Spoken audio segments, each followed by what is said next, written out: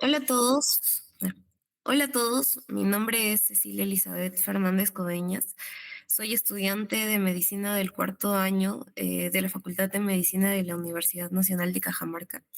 Y hoy voy a hablarles sobre un tema clave para nuestra formación y futura práctica como médicos, sobre la fisiopatología del síndrome nefrótico. Y si bien es cierto, su diagnóstico clínico puede ser relativamente directo, identificar la causa subyacente requiere una evaluación cuidadosa. Comprender este síndrome no solo nos ayuda a mejorar nuestra base teórica para nefrología, sino que también nos prepara para abordar los distintos desafíos terapéuticos que afectan la calidad de vida de los pacientes. ¿Ok? Entonces, iniciaremos con las definiciones. El síndrome nefrótico es una presentación clínica patognomónica de una enfermedad glomerular. Ahora, el síndrome nefrótico se caracteriza porque justamente el paciente se presenta con proteinuria. Esta proteinuria se va a denominar proteinuria en rango nefrótico y los valores de esta van a variar dependiendo de si se presentan en adultos o en niños. Si se presentan en adultos, esta proteinuria va a tender a ser mayor o igual de 3,5 gramos por día o una relación de proteína creatina en orina que suele ser mayor a 3,000 miligramos por gramo de creatina, ¿no? Este último una forma más práctica de poder sacar esta constante, a diferencia de la proteinuria de más de 3,5 gramos por día, que suele ser un poco más tedioso estar recolectando orina durante todo el día, ¿no? Y también tenemos en niños, esta proteinuria suele ser mayor a 40 miligramos por hora. Ahora, muchos clínicos utilizan este término proteinuria en rango nefrótico porque no se asocia a la clínica misma del síndrome nefrótico, se está ausente de esta clínica, pero cuando a esta se le acompaña hipoaluminemia, edema, hiperlipidemia, entonces ya estamos hablando de un síndrome nefrótico como tal, ¿no? Ahora, otra característica, o bueno, otro término que quería traer aquí era el síndrome nefrótico idiopático. Es aquel síndrome nefrótico asociado a anomalías histológicas del riñón, pero que estas no son específicas. Me estoy refiriendo, por ejemplo, a la enfermedad por cambios mínimos, ¿no? Ahora, ¿por qué se produce esta enfermedad? Bueno, se dice de cualquier alteración o enfermedad glomerular puede causar en algún momento de su evolución como síndrome nefrótico, ya sea una alteración glomerular primaria o secundaria. Ahora, si nosotros hablamos de síndrome nefrótico por glomerulonefritis primarias, vamos a atender de que esto es más frecuente en niños con nefropatía por cambios mínimos. A diferencia de si de repente se presenta un adulto con síndrome nefrótico, yo voy más a atender a que este adulto presenta una causa subyacente por enfermedad secundaria. La diabetes mellitus es una de las enfermedades que está teniendo más importancia últimamente, ¿no? No solo la diabetes mellitus, sino también otras enfermedades metabólicas, como por ejemplo por amiloidosis, enfermedades sistémicas como lupus eritematoso sistémicos y bueno, toda esta lista de enfermedades, ¿no? Si de repente estoy sospechando de una enfermedad o una glomerulopatía primaria en una persona mayor de 65 años, pues tiendo más a pensar en una nefropatía membranosa, que es lo más común, ¿no? Ahora, la fisiopatología y el cuadro clínico de la enfermedad, todo esto en realidad va a radicar en una alteración de la barrera de filtración glomerular. Es por ello que para esto tenemos que hablar del glomérulo mismo, ¿no? Este elemento importante en la nefrona. Entonces, el glomérulo es básicamente una red anastomosada de capilares que va a presentar tanto un revestimiento o una capa parietal que se continúa con un sistema, todo este sistema colector o, bueno, tubular, y una capa visceral que va a formar parte de la pared capilar, ¿no? Ahora, esto es lo que me conforma la barrera de filtración, que ya vamos a hablar de esto. Otro elemento importante serían las células mesangiales, que van a secretar algunos componentes o van a producir algunos componentes de la matriz mesangial. Recordemos que este es importante porque es una estructura de sostén. Ahora, ¿cuáles son los elementos de esta barrera de filtración? Por un lado, tenemos, acá justamente hay un zoom de esta parte justamente, en donde tenemos endotelio fenestrado como el primer elemento. Y son estas fenestras las que van a dar una limitación en cuanto al paso de solutos, del tamaño de las moléculas, ¿no? Estas fenestras van a durar, o bueno, van a medir aproximadamente entre 70 a 100 nanómetros. Por otro lado, tenemos la membrana basal, que va a estar compuesta principalmente por colágeno, que justamente se ve mucho mejor acá. Va a tener colágeno, proteaminoglucanos. El glucocálix también va a tener una proteína denominada podocalixina y que va a dar un carácter negativo a esta barrera de filtración para repeler con otras proteínas negativas. También tenemos como otro elemento los pedícelos de los podocitos justamente, que estos van a estar interconectados, acá también se ve, por puentes, por diafragmas en hendiduras y que van a estar formados por proteínas que justamente ellos son los que lo producen. Proteínas como la nefrina, proteínas como la podosina o la proteína similar a la nefrina tipo 1 y tipo 2, ¿no? Este también va a dar este carácter de selectividad de la barrera de filtración. Ahora, va a ser justamente de esta manera, de endotelio, membrana basal, hacia los pedicelos, por donde va a pasar ultrafiltrado de plasma, ¿no? Entonces, si bien es cierto, sí van a pesar algunas pequeñas moléculas, pequeños solutos o algunas proteínas de repente de carácter positivo, pero la mayoría de estas van a ser reabsorbidas, ¿no? Por el túbulo contorneado proximal. Ahora, ¿qué pasa si hay una alteración en esta barrera de filtración o en los elementos de esta? Va a predisponer a que el paciente presente proteinuria como tal, ¿no? Ahora, ¿a qué se debe esta alteración? Principalmente se ha correlacionado con alteraciones inmunitarias y son tres mecanismos importantes a destacar para la formación de esta proteinuria. Y es justamente por el depósito de inmunocomplejos, como el primer mecanismo sería depósito de inmunocomplejos circulantes, que pueden depositarse a nivel subendotelial o subepitelial. Otro mecanismo sería por formación de inmunocomplejos in situ, en los cuales los anticuerpos se unen a moléculas extrínsecas del glomérulo mismo. Estas moléculas son extrínsecas, pero se encuentran dentro de este. Por otro lado, tenemos el tercer mecanismo, que sería depósitos de anticuerpos antimembrana basal glomerular. Aquí los anticuerpos se unen, pero a moléculas que son intrínsecas del glomérulo, ¿no? Antígeno, antimembrana basal glomerular, que es característico, por ejemplo, en la enfermedad de Wood-Pasteur. Ahora, estos tres mecanismos van a predisponer a una reacción inflamatoria, ¿no? Activación del complemento, reclutamiento de leucocitos y esta lesión inflamatoria me va a predisponer a un aumento de la permeabilidad glomerular con consecuente proteinuria. Ahora, hay que coger con pinzas este término de lesión inflamatoria o al menos la respuesta marcada en cada uno de los mecanismos, sobre todo si hablamos del primer mecanismo, ya que eh, el depósito subendotelial que va a estar más cerca de la circulación, obviamente va a tener más predisposición a que el paciente presente una respuesta inflamatoria mucho más marcada, a que si nosotros lo comparamos con un depósito a nivel subepitelial, ya que aquí como está más lejos de la circulación, entonces tal vez me puede producir proteinuria por una alteración en el diafragma en hendidura, por la posición misma entre los pedícelos, pero la lesión inflamatoria tal vez no puede estar tan marcada, ¿ok? Ante este mecanismo, el primero, hay algunas enfermedades correlacionadas también.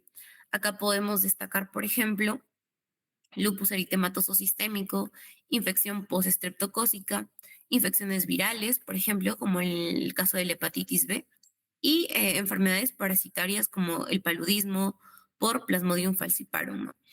Como les había dicho antes, no solo son las causas inmunitarias las que me pueden explicar la proteinuria, sino también hay otras causas, como por ejemplo causas genéticas.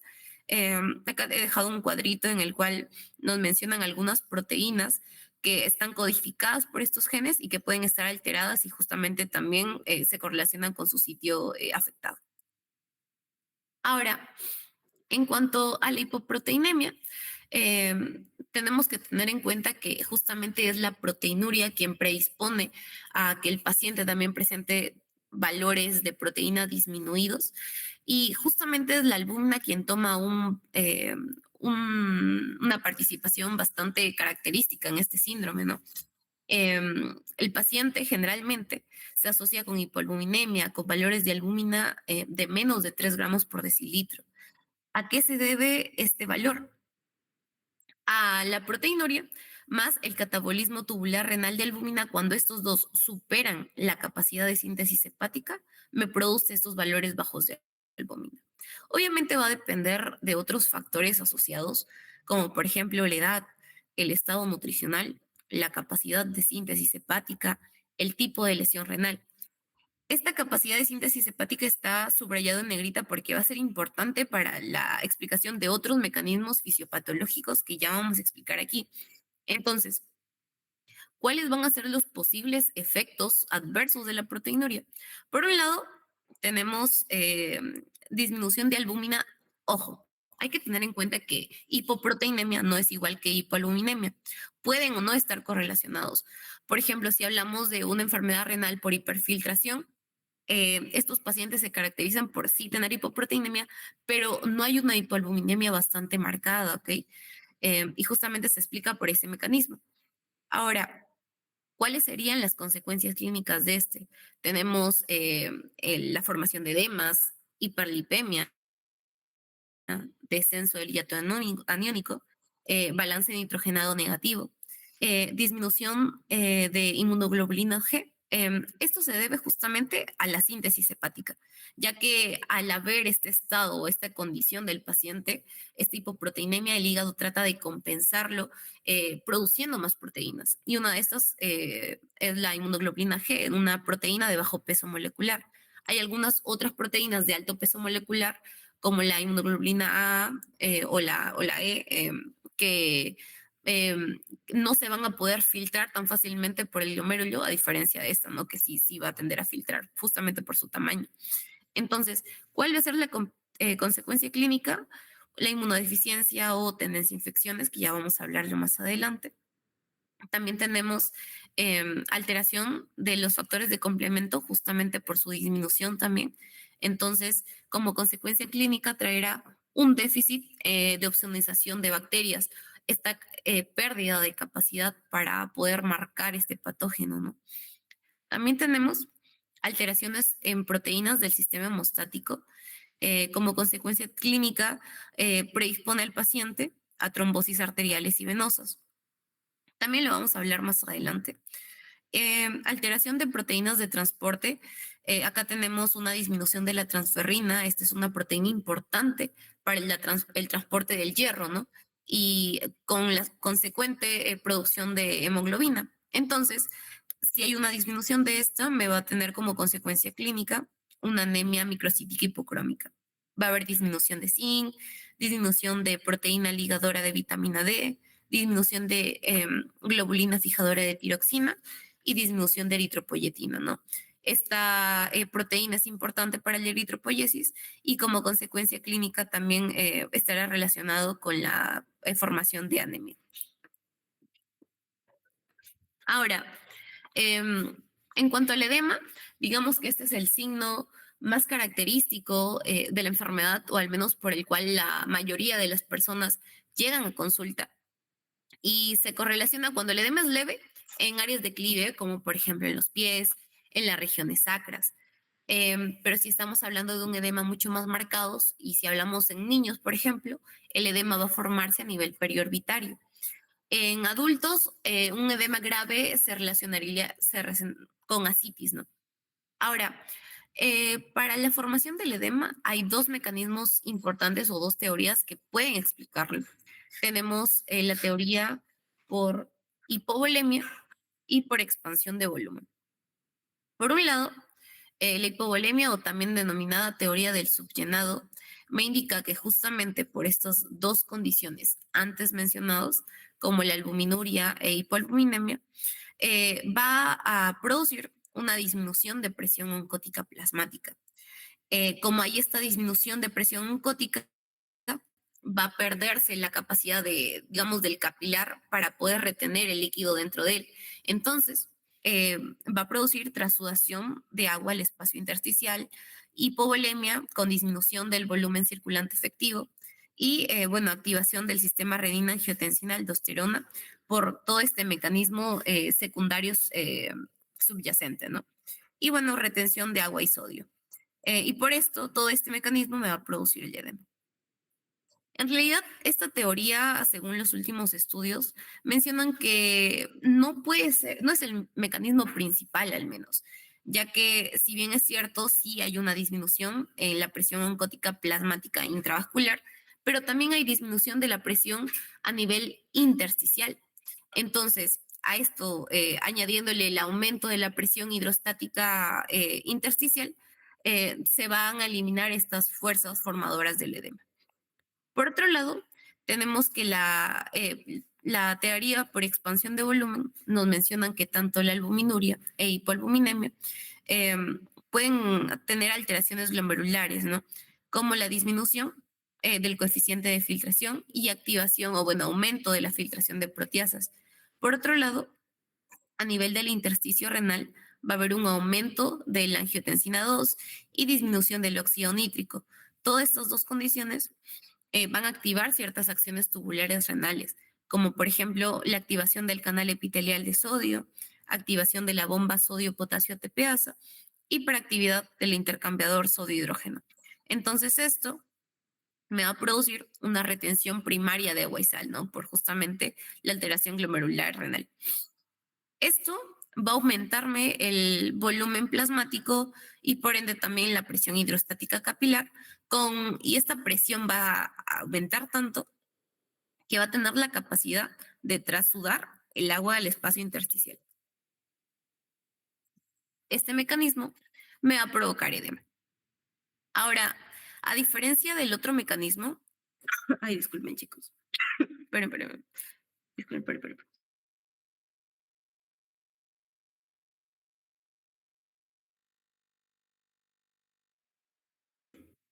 Chicos,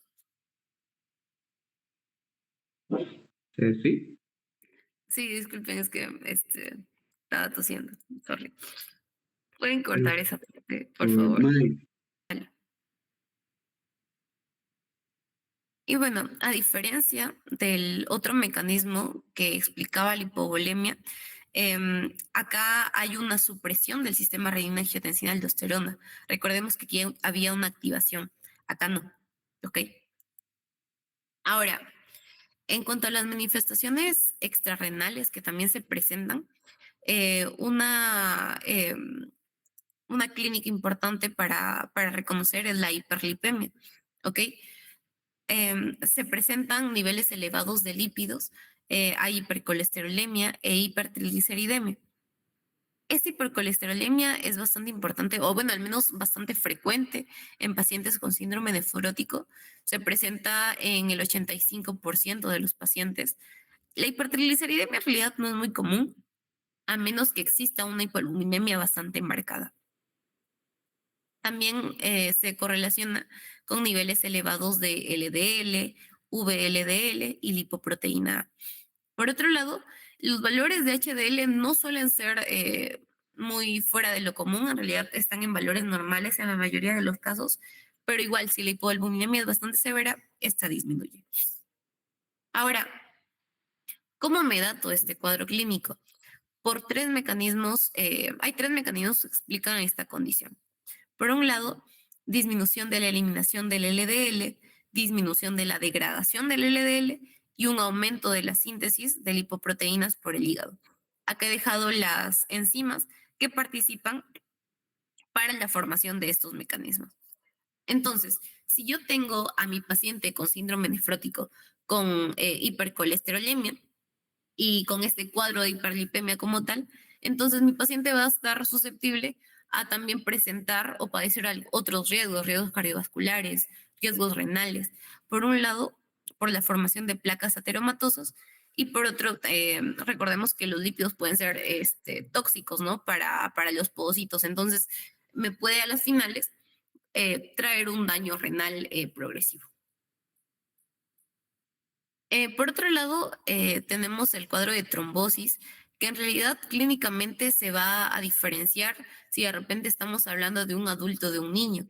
Si hablamos de un adulto, esta trombosis va a ser mucho más, bueno, se va a presentar más para trombosis venosas.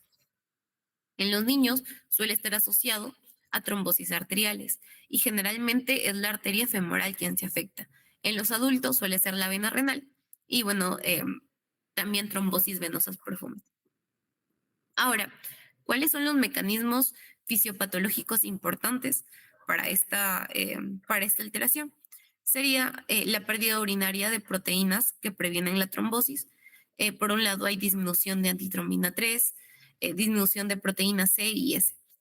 La antitrombina es la que generalmente se asocia con valores eh, di- bajos de lo normal y la proteína C y S suelen estar normales, no son muy constantes, al menos la disposición de estos dos.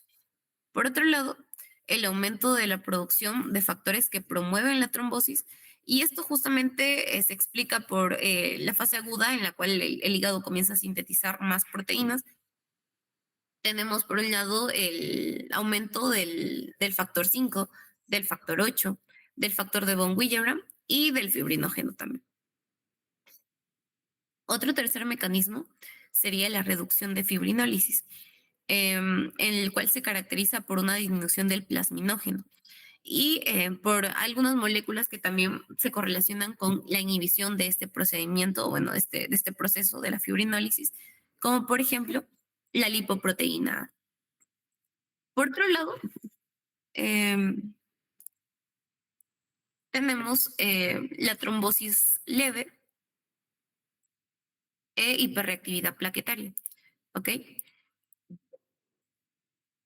Esto último generalmente se explica con el aumento del factor de von Willebrand. Justamente recordemos que este factor es importante para el anclaje, o bueno, sirve como anclaje entre el colágeno y las plaquetas como tal, ¿no? Ahora, el aumento de la susceptibilidad a trombosis también se correlaciona con que el paciente presente de repente una nefropatía membranosa, edad de más de 60 años, niveles altos de creatina y TP prolongado o tiempo de protrombina, ¿no? Ahora, habíamos dicho al inicio que el paciente con síndrome nefrótico tiende a tener un mayor riesgo de infecciones. Y esto se debe justamente a las concentraciones bajas de inmunoglobulina G sérica, que ya habíamos hablado al inicio por la proteinuria, esta proteína se filtra por ahí, pero también a una disminución de la actividad del complemento, a una función reducida de las células T y también a fármacos inmunodepresores, ¿ok? Estos fármacos inmunodepresores se asocian generalmente, o bueno, en niños, esto es importante resaltar, ya que se da corticosteroides empíricos, ¿no? Las infecciones complicadas relacionadas en niños em, generalmente son la peritonitis espontánea y en el adulto la celulitis. Recordemos que esta celulitis es en adultos pero muy edematosos, cuya procedimiento o cuyas causas son generalmente iatrogénicas, como por ejemplo en biopsias de la grasa o venopunciones, ¿ok? Ahora, estas infecciones se correlacionan con bacterias encapsuladas, como por ejemplo el Streptococcus pneumoniae. Y por último, tenemos lesión renal aguda también, que puede ser una causa del síndrome nefrótico, pero esto se explicaría por causas prerrenales, como por ejemplo la aparición de hipovolemia, por hipoalbuminemia severa o uso intensivo de antidiuréticos o causas renales, ¿no? Como intrarrenales, disculpen, como el edema intrarrenal, disminución de la permeabilidad de la pared capilar. Justamente ahí puede haber fusión de estos pocitos y de hecho esta es una característica histológica importante en esta enfermedad. Descenso del coeficiente de ultrafiltración y bueno, también por administración de fármacos, ¿no? Como bloqueadores del sistema renina-angiotensina o la administración de AINES, ¿no? Y bueno, estas serían mis referencias bibliográficas. Muchas gracias por la atención prestada.